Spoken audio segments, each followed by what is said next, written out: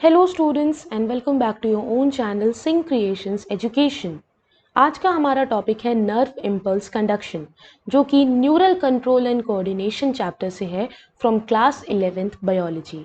बच्चों, आप चाहे कितनी भी प्रिपरेशन कर लो फॉर योर नीट एग्जामिनेशन, अगर आप बायो में 360 आउट ऑफ 360 स्कोर करना चाहते हो तो आपको बायो के डायग्राम्स को काफ़ी अच्छे से समझना होगा, क्योंकि जो डायग्राम्स हैं वो आपके कंसेप्ट्स क्लियर करने में काफ़ी ज़्यादा हेल्प करते हैं।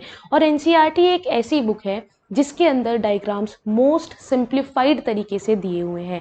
इनफैक्ट अगर आपको उन सिंप्लीफाइड डायग्राम्स को और ज़्यादा सिंप्लीफाई करके समझना है, पढ़ना है या फिर उसकी थ्योरी को जानना है, तो आप मेरे इस चैनल को सब्सक्राइब ज़रूर कर लीजिए, क्योंकि जब आप इस चैनल को सब्सक्राइब करोगे तो इन फ्यूचर आपको ऐसी कई डायग्राम्स की, कई NCERT line by line explanation की वीडियोस देखने को मिलेंगी, जो कि आपको आपके नीट एग्जाम की प्रिपरेशन में काफ़ी ज़्यादा हेल्प करेंगी।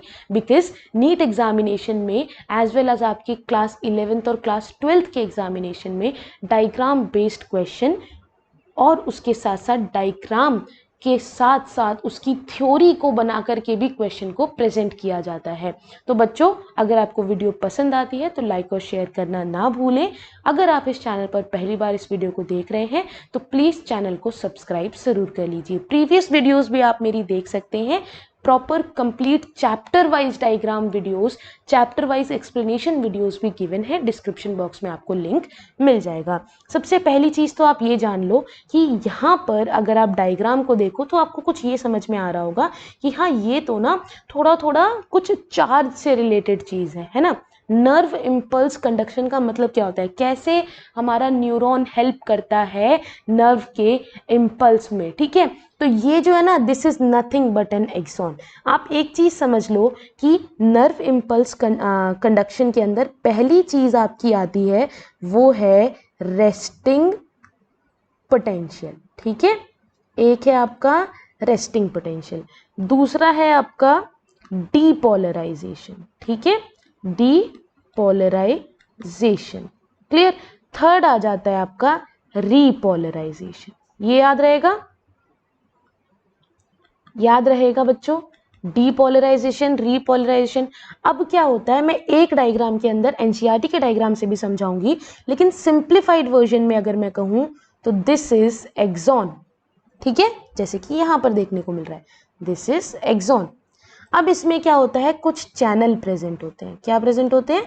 चैनल, जिसे कहते हैं सोडियम के चैनल, गेट, गेट कह सकते हो। गेट सोडियम के ही क्यों है? क्योंकि सोडियम प्रेजेंट होता है बाहर। कहाँ प्रेजेंट होता है? बाहर। अब जब सोडियम बाहर है तो अंदर कौन है? अंदर है पोटेशियम, ठीक है। लेकिन पोटेशियम अकेला नहीं है, पोटेशियम का नाम प्रोनाउंस करने में पी से है, लेकिन होता वो के से है। तो पोटेशियम के साथ मैच करता हुआ एक और है जो कि है पी फॉर प्रोटीन, जो कि नेगेटिव इन नेचर है। तो बाहर सोडियम की वजह से पॉजिटिव चार्ज ज्यादा होता है और अंदर प्रोटीन की वजह से नेगेटिव चार्ज ज्यादा होता है। तो हम कह सकते हैं दिस इज एक्सॉन, अंदर इंट्रासेल्यूलर, राइट, इंट्रासेल्यूलर, बाहर एक्स्ट्रा सेल्यूलर। क्लियर है ये चीज, है ना। इसको कहते हैं रेस्टिंग पोटेंशियल। यहां पर रेस्टिंग पोटेंशियल का जो वैल्यू है, जो उसका वोल्टेज है, दैट इज -70। क्लियर, कुछ समझ में आया बच्चों? कितना होता है? -70, ये मान लो कुछ इतना, ठीक है, -70 इतना होगा। अब क्या होता है ग्राफ में अगर हम देखें तो, अब क्या होगा, आप यहां पर देख सकते हो, सोडियम बाहर है ना, सोडियम बाहर है, पोटेशियम अंदर है। अब क्या होगा, ये माइनस माइनस क्या है? प्रोटीन्स है। अब होगा यहां पर किसी भी स्टिमुलस का आना, यानी कि कोई सिग्नल मिलेगा। क्लियर है? When a neuron receive a stimulus, कोई एक सिग्नल मिलेगा तो जो वोल्टेज के गेट है ना, जो मैंने आपको बताया, ये चैनल्स, ये ओपन अप हो जाते हैं, सोडियम वाले चैनल ओपन हो जाएंगे और सोडियम अंदर आना शुरू हो जाएगा। पोटेशियम का क्या है, पोटेशियम को किसी गेट की जरूरत नहीं होती। पोटेशियम के पास एक वीजा, मान लो आप, एक पूरी टिकट है कि भाई वो कभी भी अंदर बाहर आ जा सकता है, लेकिन सोडियम अपने गेट से ही आएगा। और जब आएगा जब उसको स्टिमुलस यानी कि एक सिग्नल मिलेगा। ठीक है, तो क्या होगा, अगला स्टेप आता है डीपोलराइजेशन का। मैं यहीं पर बता देती हूँ, लेकिन डीपोलराइजेशन कुछ इस तरीके से होता है कि सोडियम अंदर आएगा और पोटेशियम बाहर जाएगा। तो अंदर पॉजिटिव चार्ज बढ़ जाएगा, बाहर नेगेटिव चार्ज हो जाएगा। आया समझ में? आया समझ में? यही है। तो अब क्या होगा, और ये कितनी वैल्यू तक पहुंच जाता है, -30 तक, -70 है, इससे ये ग्राफ बढ़कर चला जाता है यहाँ पर 30 तक। मैंने सॉरी -30 बोला होगा आई गेस, बट +30 तक चला जाता है। ठीक है, कितना चला जाता है, +30। इसको कहते हैं एक्शन पोटेंशियल। आपको यहाँ देखने को मिल रहा है, जब एक एक्टिव न्यूरॉन होता है या फिर उसको एक स्टिमुलस मिलता है, उसे कहते हैं एक्शन पोटेंशियल, यानी कि वो फंक्शनल कर रहा है। क्लियर, समझ में आया होगा। उसके बाद क्या होता है, फिर अब अंदर पॉजिटिव चार्ज ज़्यादा हो गया, बाहर नेगेटिव हो गया। अब ये हो गई डीपोलराइजेशन की कंडीशन, ये हो गई it causes outside negative charge. यही मैंने बताया कि बाहर नेगेटिव चार्ज हो जाता है, देख सकते हो, और अंदर पॉजिटिव चार्ज आ जाता है, और न्यूरॉन जो है उसे डीपोलराइज कह सकते हैं इस मूवमेंट में। आप इसमें देखो, ये रेस्टिंग पोटेंशियल है, ये एक्टिव पोटेंशियल है। इसमें देखो सोडियम जो है वो अंदर जा रहा है, और ये एरो जो बाहर की तरफ दिखा रहे हैं ना, ये है पोटेशियम बाहर की तरफ जा रहा है। ठीक है, तो यहाँ पर एक मूवमेंट होती है of current from positive to the negative point on both the surface of neuron, यानी कि दोनों सरफेसेस पे, जिसकी वजह से एक सर्किट फॉर्म हो जाता है पॉजिटिव और नेगेटिव का।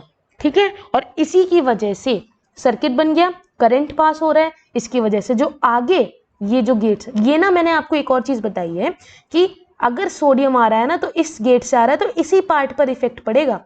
ऐसा नहीं होगा कि नेगेटिव चार्ज पूरे में हो गया, नहीं, पूरे में देखो पॉजिटिव है, सिर्फ यहाँ पर नेगेटिव है। क्यों? क्योंकि पोटेशियम जो है वो बाहर आ चुका है। ठीक है, तो नेगेटिव चार्ज भी बाहर आ गया, और सोडियम अंदर जा चुका है तो पॉजिटिव चार्ज अंदर हो गया। अदरवाइज बाकी जगह देखो, अंदर नेगेटिव है, बाहर पॉजिटिव है।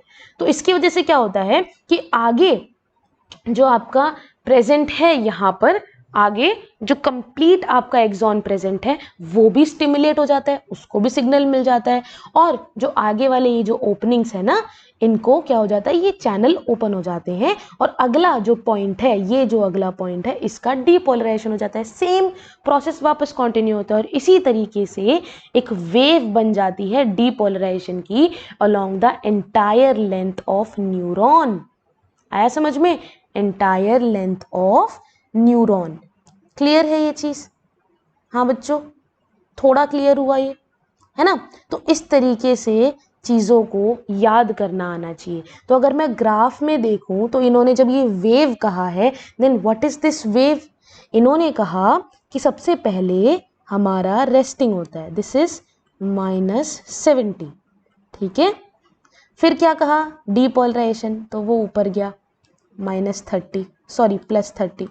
ठीक है, फिर क्या हुआ, उसका रीपोलराइजेशन हो गया। रीपोलराइजेशन के अंदर क्या होता है, रीपोलराइजेशन के अंदर क्या होता है कि जो हमारा बाहर पूरा पॉजिटिव, जो पोटेशियम है बाहर भी इक्वल हो गए, और जो अंदर की साइड इंट्रासेल्युलर है वहां पर सोडियम प्रेजेंट हो गए। ठीक है, क्या प्रेजेंट हो गए, सोडियम प्रेजेंट इक्वल अमाउंट में, दिस इज रीपोलराइजेशन। तो ये अराउंड आपका हो गया, वापस हो गया रीपोलराइजेशन, वापस से इस रेस्टिंग वाले स्टेज में ले आए ऑलमोस्ट इसको। ठीक है, ऐसा नहीं है कि बाहर पोटेशियम जो है वो ज्यादा हो गए, अंदर सोडियम कम हो गए, इक्वल अमाउंट में हो गए, तो वापस से क्या इसी स्टेज में नहीं आ गए, बस जो आपके ये चार्जेस हैं इनमें डिफरेंस आ गया, अदरवाइज सेम है। तो कितना हो गया, ये अराउंड कितना जाता है, मान लो -90 तक जाता है। तो ये एक वेव बन जाती है, क्या बन जाती है, वेव बन जाती है। और लास्ट में एक स्टेप और आता है बच्चों, 4th नंबर पे, वो है हाइपर पोलराइजेशन।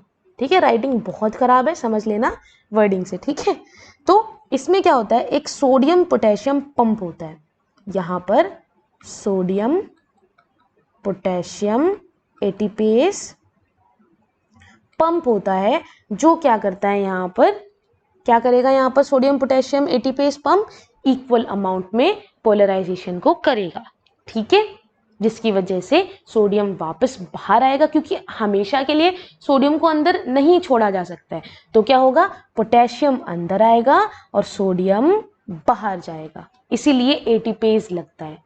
क्लियर है? एनर्जी की रिक्वायरमेंट होती है और अंदर आने के लिए सोडियम के लिए किसकी जरूरत है?